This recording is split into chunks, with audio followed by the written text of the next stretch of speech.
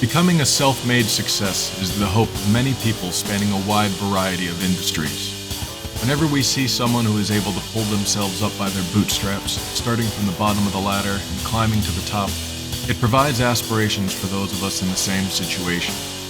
Staring up into the stars, knowing it's going to take more than a lucky break for us to get there, and knowing the sweat equity going into it will be our own. Any bike build worth its weight is made with bloody knuckles and creative language. It takes hard work, tenacity, and relentless self-belief to make it in this world. On today's episode, I meet with a man who literally built his entire business from the ground up, an author who reached the pinnacle in every trade she entered, and a group of musicians who started from humble roots and have built a powerful following in a short span of time and are still continuing to push forward against the tide. So drop your kickstands, pull up a chair, and settle in for the next story.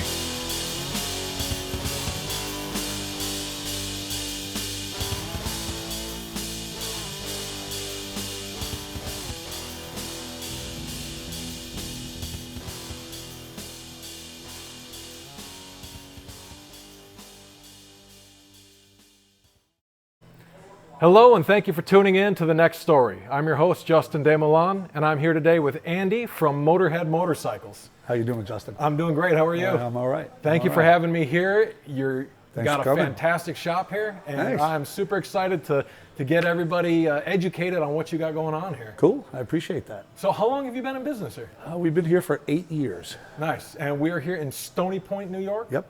Right by the Bear Mountain Bridge. Beautiful. The ride down here was absolutely gorgeous. Yeah.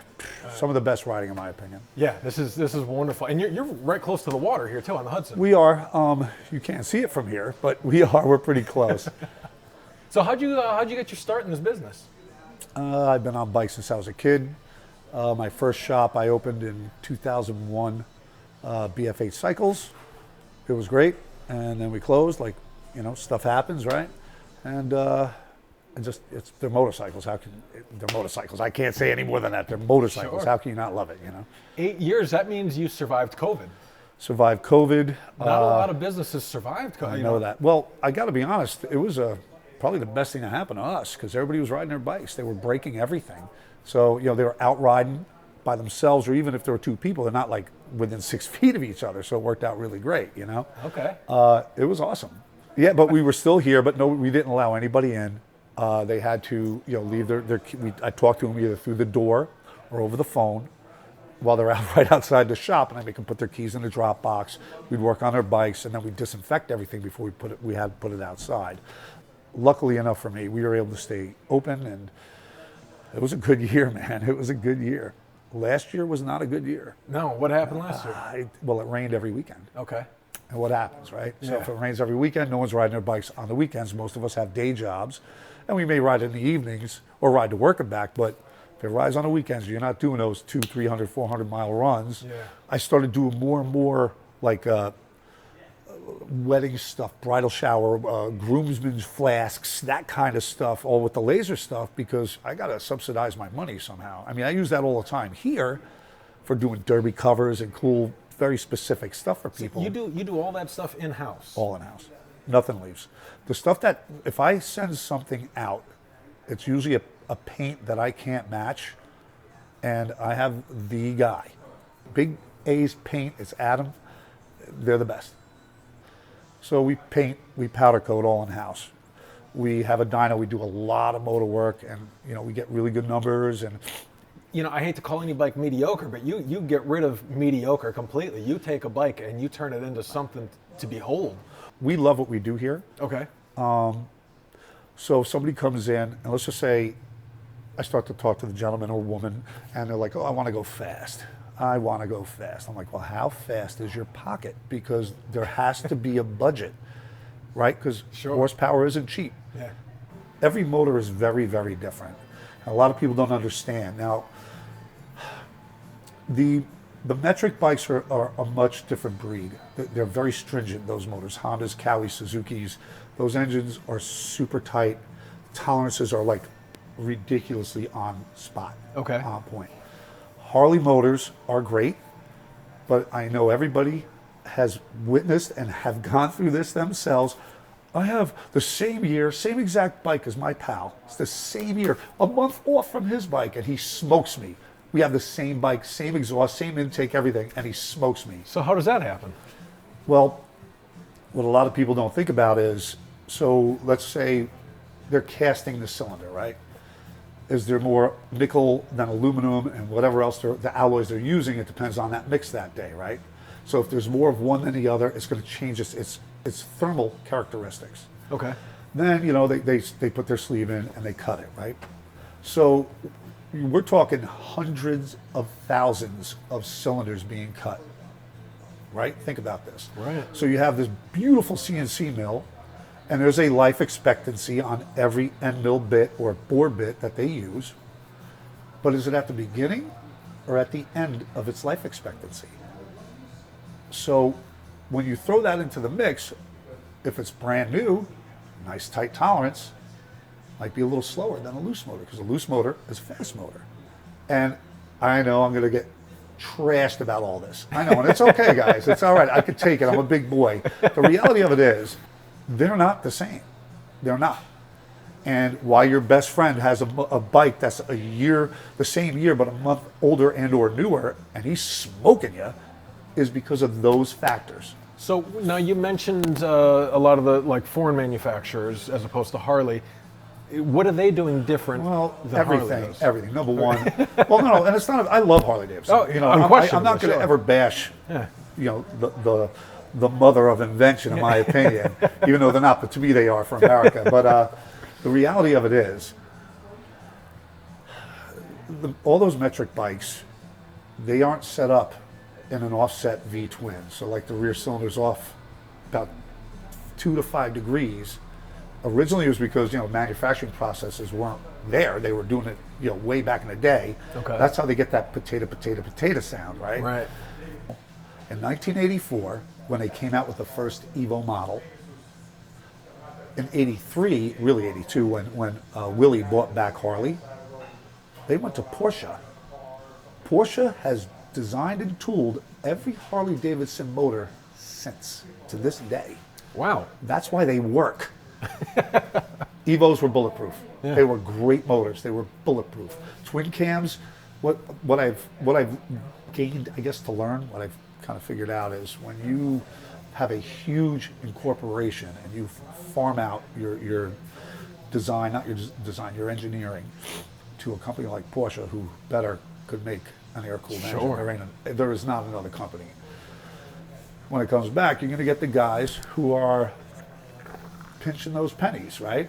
And they're going to go, well, we're engineers and we're penny pinching engineers to make sure that we can make money on every bike. They knock down whatever it is that the main engineers have done. So like with the 88 twin cams from 2000 till 7, realistically, the Achilles heel was in the cam chest, right? But the cranks were great, the trannies were fine. They were 5-speeds, but they worked. In 07, 8, when they switched, they stopped welding the cranks and slugging the cranks, which was very important, and they fixed the cam chest. So now you lug that motor for any real length of time, you start taking your flywheels from being true to this, and now your motor's shot. But anyways, it comes down to money, right? So if they can save half a penny, literally, on 100,000 parts, Okay. on every part, they're making some money, man. Sure, yeah. Right? And that's really what it boils down to, in my opinion. Now look, I don't work there. This is how I see it. Maybe I'm wrong. I don't care if you think I am. I don't. The bottom line is, I know what I see, and I see this every day. I'd like to get our viewers to get a look behind the scenes. Sure. At your shop here, because there's so much great stuff going on here, and I think it's real important that everybody sees exactly how great the setup really is. Yeah, no problem. Okay. I'd love to. Come on in. We built this for a customer. Pretty cool bike. The alligator he shot in Florida. He shot this alligator? Yeah, well, this is the shell, and that's the hole. Oh, And wow. then we incorporated it. So we widened the tank 4 inches, and then of course I had to weld all the bungs in for all these screws. because, you know, it would leak if I didn't. But we did, all the fab was done here. I made the seat here. Really, everything on this bike we did. You know, the lighting's kind of cool. I'll show you, let me turn the key on here. All right, so these are the signals here. All right. I love these gauges. Dakota digital gauge, very cool. Oh yeah. And like just these sconces and stuff, I made these here. There's no paint on this motorcycle. This is all powder coat, all of it. Just beautiful. What a gorgeous piece of machinery. There's always room for improvement, but it's pretty cool, you know? I mean, when we first started making this bike, I was like, oh, I don't know, dude. I don't know. And it just kept going. You know, I made the pipes. Jesus, I made the front fender. I made the rear fender. And it's also air ride.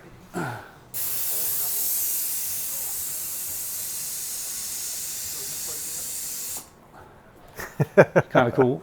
Very cool.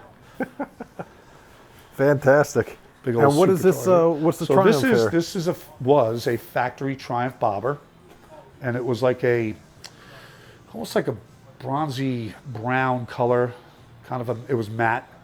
So the gentleman came in. He said, you know, I got to do something different. I hate the way the bike looks. You know, the tail section was really long with a big ugly tail light. Pipes weren't so great. Everything was it was all stock. Okay. So first thing we did was I cut off about 10 inches off the fender. I hand tape pinstripe, because I know anybody who sees this that knows what they're looking at will know that it's tape, and it is, because I'm not a good pinstriper, but I have a great one, but he just couldn't do it for me at the time. But I did fab these, cut the fender down, had to fix this part because that's where the taillight originally was, but I really liked this curvature of the factory fender.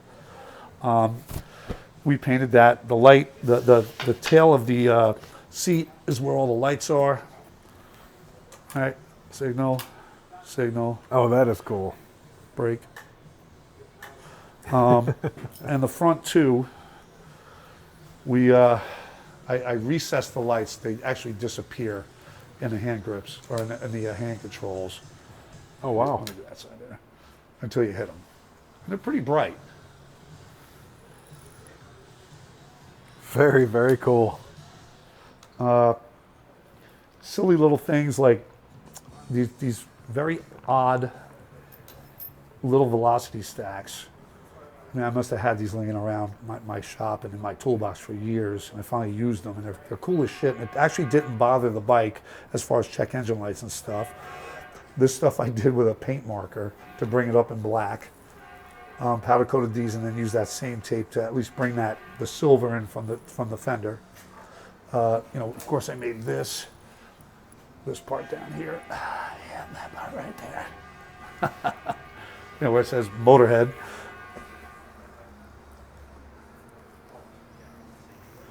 But the bike came out really good. I really like this bike. It's beautiful. Super clean, simple, nothing ridiculous, and it works. Nice. All right, cool. Let's take a look at. I just want to catch here, just to see what a lot of the magic happens. That we're working on.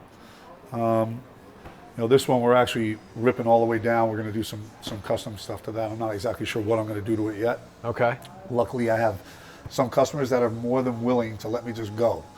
You know, but they also understand it's going to take a little bit. Hey, you got to let an artist do I wouldn't what say an on artist that, does. but I like to do stuff, you know what I mean? Well, the bike next to it, we're doing some motor work. The bike next to that, he's got some oiling issues. It was just a great really a great example of an Evo. It's just a good bike, right? You just need some love. This bike is pretty much a brand new bike. It's the Sportster S. Okay. Which, you know, it's a cool looking. It's not a freaking Sportster, but it's called the Sportster S. And that's cool. But the guy who owns that bike also owns the Triumph Bobber. And he wants me to go nuts on this and try and make it look way cooler than it is, because you're going to have to let me know what you do with this. Oh, I will. This model I always thought was really cool. Yes, it's not a traditional Sportster. It reminds me of what a cartoon version of like a It's like a small V-Rod almost. You know what I it's mean? crazy looking. Everything in here I built. So in other words, when we moved in here, it was an empty box. So the bathroom was here, which is right there, and above it is my office. Okay. That's all that was here when I moved in this building. Oh, wow. So since then, we built the showroom and the dyno room first. And then I had this great idea. I need a second floor here next to my office. That's where all the parts used to be. Okay. So not anymore, and you'll see why. My friend Dave and Joe and Adam helped me do that floor. I was sitting here one night, maybe about 7 o'clock, with one of my buddies. I'm like, man, I just realized that the top shelf could easily be a catwalk. And that's what I did. I built a catwalk all the way around my shop, and I put all the shelves in and so on and so forth, as you can see. And honestly, it was the smartest thing I could have ever done. I almost, I added a third of room to my shop. Yeah. Got everything off the floor. Plus, I could stand right here and pan it and go, that's where the part is. Oh, that's so smart. I love it. This is my dyno room, as it says. Dyno room. Aptly labeled. Yep. Little ride fast, take chances. So this is where we do our stuff. This is our prep area for paint and powder coat. We mostly do like base colors and blacks, reds, whatever, but mainly solid. But there is, I don't have my flashlight, but there is definitely, we do metal flake and basic stuff, clears. We do 2-stage, 3-stage, but we're not like super custom paint shop. We do basic, cool, clean paint. Nice. If you want super duper, I can get it. We can have it done for you, but we don't physically do it here. Okay. We do the base coats. We let the guy do the super duper shit, and then we clear it. And what's in this end here? All right. So this is actually the paint and powder coat room, right? So here, let me give you some light. So this is the little booth where we actually powder coat into. Behind you is where we paint. There's usually a big curtain across here, but it's not there right now. Okay. This is the oven. We built the oven. We built the booth. Everything in this room we pretty much built. This is a 4x4 by 6 foot powder coat oven that really works. It's not like some joke. We do tons of powder coating, including that bike you saw downstairs. Nice. That green bike. We did all that here. Very cool. So this is my little machine shop. These are 3D printers. This one's obviously making something. This is making a hopper holder for the powder coat. I feel like we just stepped into the future here. Nah, I just like it. I wouldn't say future, but maybe the future of me. Fair enough. But look at this. This is really cool. This is not something you would have seen 10, 20 years, 10 years, 5 years ago maybe. Yeah, exactly. This one's broken. I'm waiting on a new stepper. So what do you end up creating mostly with this? It really depends. So these little guys, I've printed from coins, right? This was a bad take on these coins, but coins like this for promo, all the way up to electronic part holders, right? And actually I could show you, I've been building this CNC lathe, right? I've never done it before. I figured I'd give it a shot. But the electronics all has to be held, right? So, I 3D printed all these little holders, but I also wired all this and everything else, right? So that's what a CNC lathe looks like inside. See, this is what I'm talking about. The fact that you do all of this, you don't just find somebody. You have the mind that says, I can do this all. And it's just incredible to see. There's no limits with Motorhead Motorcycles. So there's a meme, right? I think it's on like Facebook and Instagram and stuff. It says, how do you learn all this? I was poor. I did not have any money. So the reality of it really is that I can't afford to buy a CNC lathe for 20, 30, 40 grand. I just can't do it. But I have this little crap ass lathe. And if I manipulate it right, it'll at least make some pretty cool little parts, right? Right. And that's the stepping stone. Once I know that I could do this and program it and make it make things, like this is nothing, but make it make things that I want it to make, right? Then I can adapt it to the big lathe downstairs to where it can hammer stuff that's just like, what the hell are you doing? And this printer does automotive and like ABS, ASA, Pateg, anything high temp and high strength, even carbon fiber, this will print. This thing's awesome. I made this setup. So what this does is it will autofocus for anything that I put underneath here, because there's a specific height that laser head has to be, or else it won't look right. So what I did was I used 2 Arduino Nanos. One tells me exactly how far off of the ground I am, or off the deck, right? And that's what is 192 millimeters. The other one tells the stepper motor driver when to go, how far down, and when to stop. And if I put, like, I'll show you when this is done. I'm not putting my hand in there right now. But it will physically follow whatever you put under it. It's going to go up to that height and stop. And it doesn't stop, it goes, then I know it's done, and I turn it off, right? This thing's freaking awesome. I mean, it cuts 1/4 inch easy aluminum beautifully, stainless steel. It's just awesome. Nice. But again, it's all in the settings and how you program it, right? Very cool. This is a CNC mill. This is not a water jet. This is an actual mill that mills out metal, steel, aluminum, whatever you have underneath of it. This thing is ridiculous. I can make anything, just about anything with this machine. Just about. I love this thing. All right, Andy, thank you very much for having me out here My at Motorhead pleasure, man. Motorcycles. Thank you for coming, man. How can our viewers find you guys? Social media, online? Facebook, Instagram. So Facebook is Motorhead Motorcycles. Instagram is Motorhead_motorcycles. Okay. We're at 37 Holt Drive, Stony Point, New York, 10980. 845-377-0573 is the phone number, man. And you guys have a website as well? Yep, www.motorheadmotorcycles.com. Beautiful. Yeah. Thank you again. Thank you, my friend. I appreciate it. the hell Nice out of shirt, this. by the way. Yeah, thank you.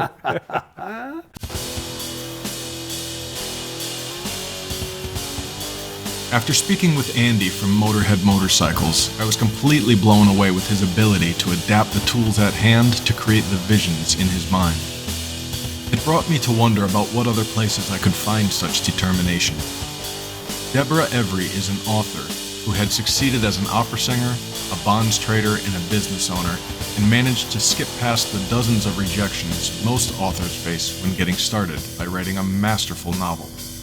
I was fortunate enough to have the opportunity to sit down with Debra and find out exactly how she did it all. Debra is an amazing woman, brimming with work ethic and humor. This is her story.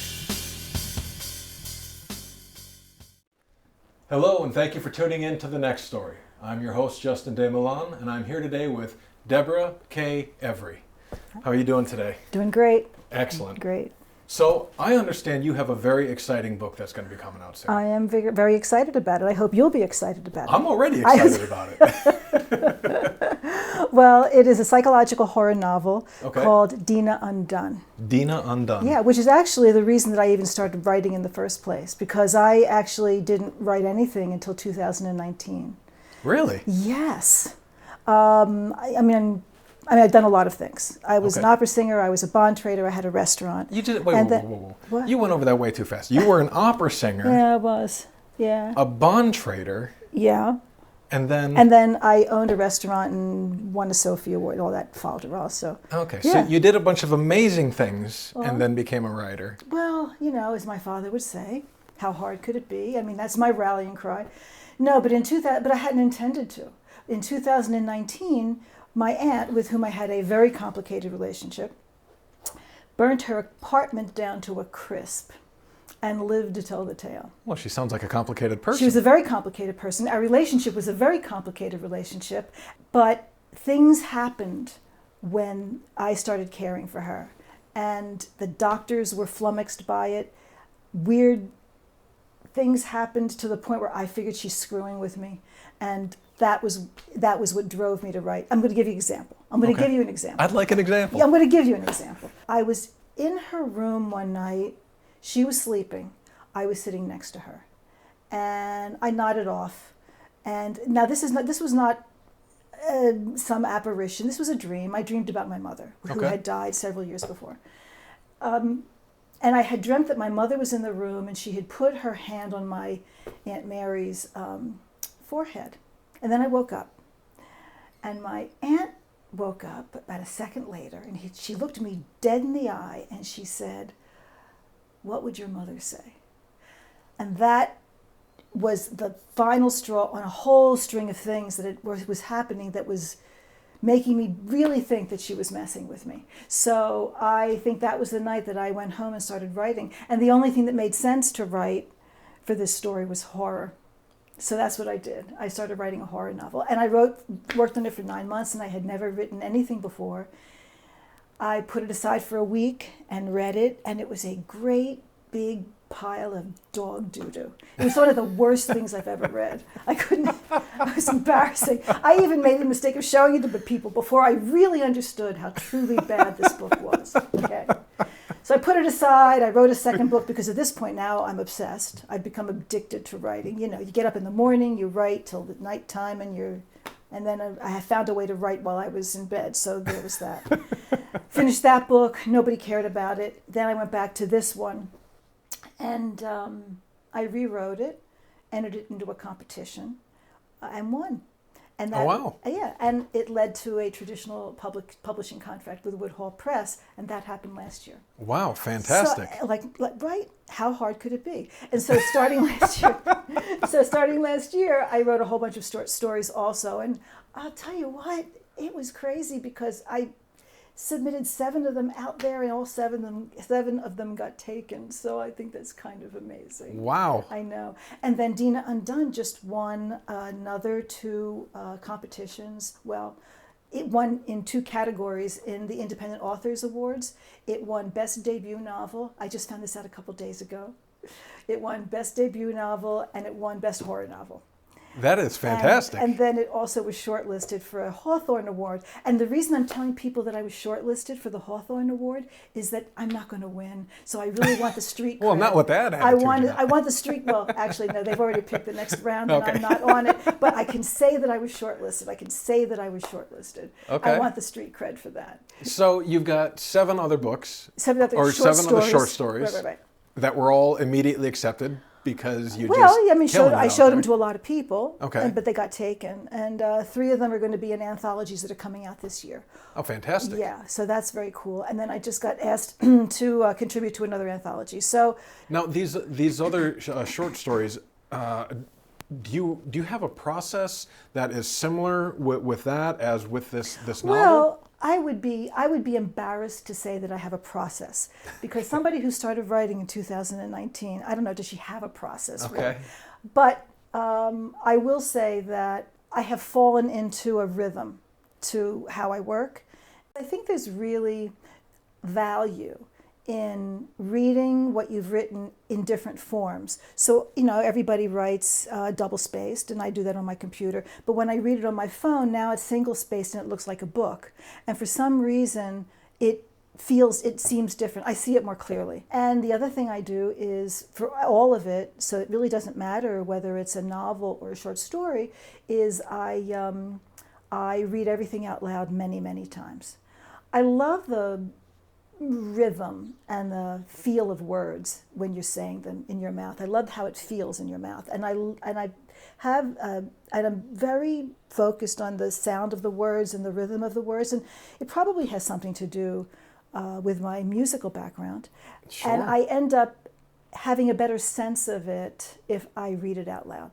And then the real insanity begins, because then I'll rewrite until it gets right, and I'll obsess over a word because it doesn't have the right sound, So that's what I do there. Well, it sounds like that obsession is paying itself off. It's insane. Yeah. It really is insane. Now, would you say that you are a horror writer? Are your short stories all in the same vein as well? Such a great question. For the longest time, I wasn't really even sure where my book Dina Undone was even classified because it could actually be considered supernatural thriller, which is what I thought it was. But my publisher felt that it was psychological horror. So I'm taking that ball and running with it. Not all of my short stories are that. I've got creative nonfiction, I've got a magical realism story, I've got a couple of fun stories about a scam artist who destroys a car and a gambler, a compulsive gambler, and they're fun. I mean, compulsive gambling, how much fun is that? Really? Those are good times. Boy. Sure, yeah. Yeah. And then they're horror, and I've been sticking to horror a little bit more because I have someone who approached me when I get enough horror stories, he wants to publish an anthology for me, which is great. Now, with your history, starting with being an opera singer, do you find yourself drawing from your history as you write? Absolutely. Dina Undone has, first of all, I have a great love of Manhattan, New York, because I lived there for many years. And I was really interested in having the book have moments in Manhattan in different decades. So you see Manhattan in the 60s, which is very different from the 70s, which is very different from the 80s, and that kind of anchors the book in a way. And I also have made my protagonist is an actor in my book. And that was really fun for me to write because I do know a lot about theater from an opera singer's point of view. Yeah. Okay. And I was able to put that knowledge into my book. You can have imagination or you can just draw from real life, and maybe it's a little bit of both. But yeah, I would say that it has a form to my work, not just in the way in which I write it, but I've drawn from a lot of the experiences that I had on stage in Dina Undone, and a lot of my life in New York that I brought into the book as well. That's good to hear because I know in my own writings, I end up doing the same thing and putting a lot of real world stuff in there and then trying to change up details so that people don't quite recognize them. Right. But why have great experiences if you can't share them, right? Right? I mean, why? Yeah, exactly. Your website. Yeah. So what is your website?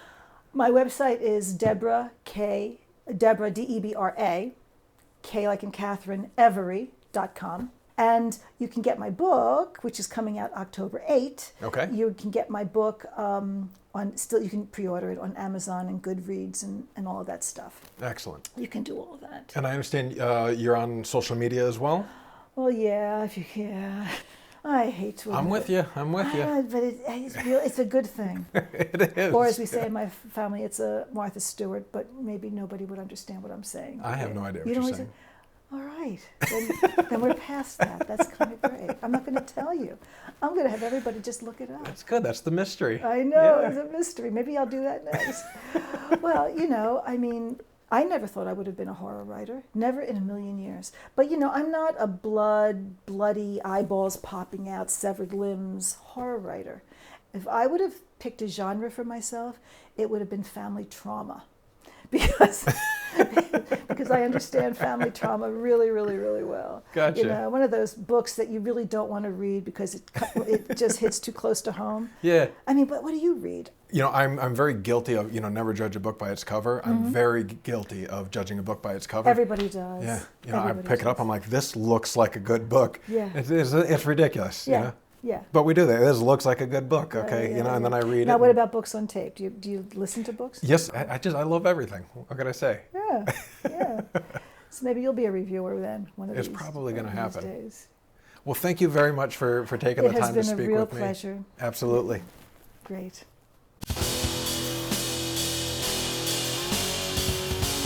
I got a chance to see what the journey to success looks like and the vast amount of hard work it truly takes to make it look so easy. I wanted to finish this leg of my journey by speaking with someone at the beginning of their own journey that seemed to have found that same recipe of perseverance and industry savvy.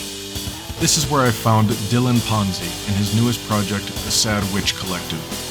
Dylan has always had a hand in the local heavy metal music scene and seems to have found the right collective to finally reach his goals. So let your hair hang loose and don those spiked boots while we thrash our way into a heavy metal story.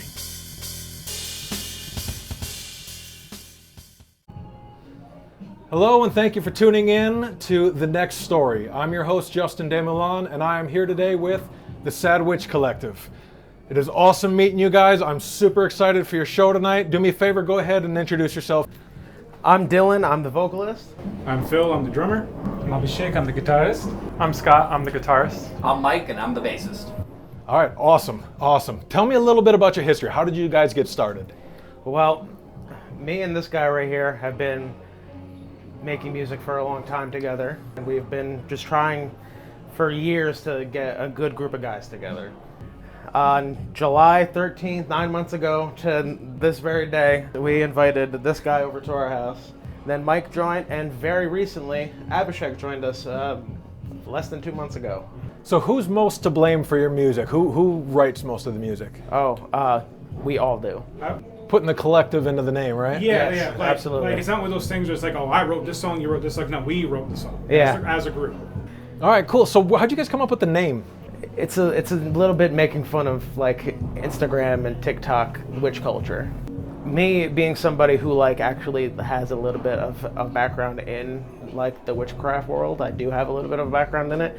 I like found it appropriate and I thought it was kind of silly, kind of funny, but also like it's a name that if you saw the name on the bill, you wouldn't know what kind of music it was going to be. Okay, very cool. That's where the name came from. So where exactly are you guys based? You guys, like, we're in Middletown now. We're based out of Poughkeepsie, New York. Okay. Yep. All right, so you guys just kind of roam the Hudson Valley. Yep.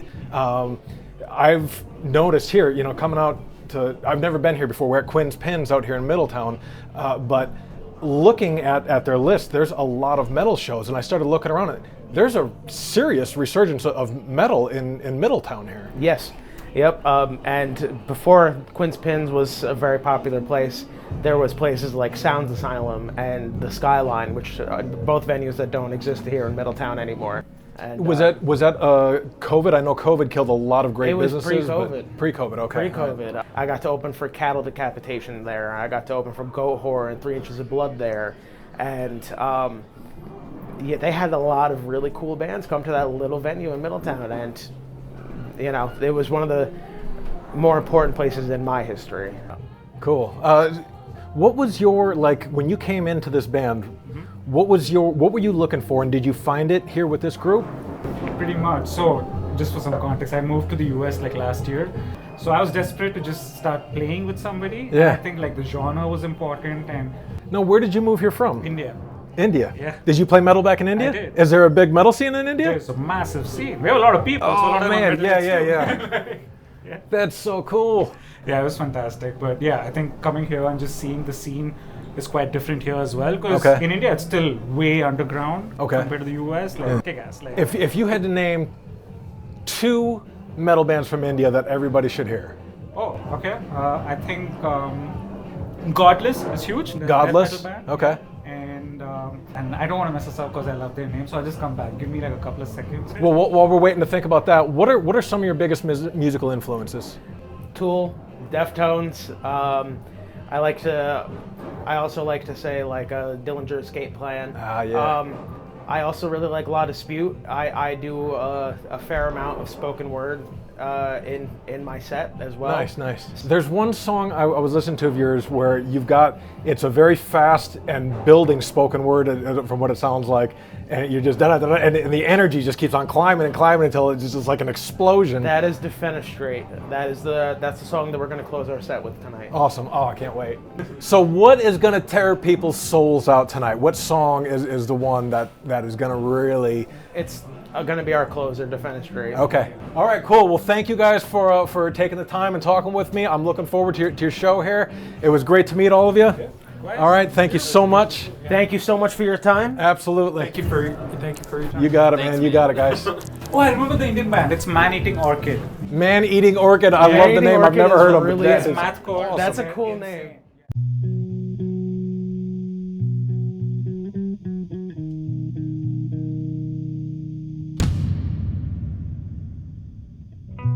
Stand me up and pose me. Do with me what you will. All to show me nothing.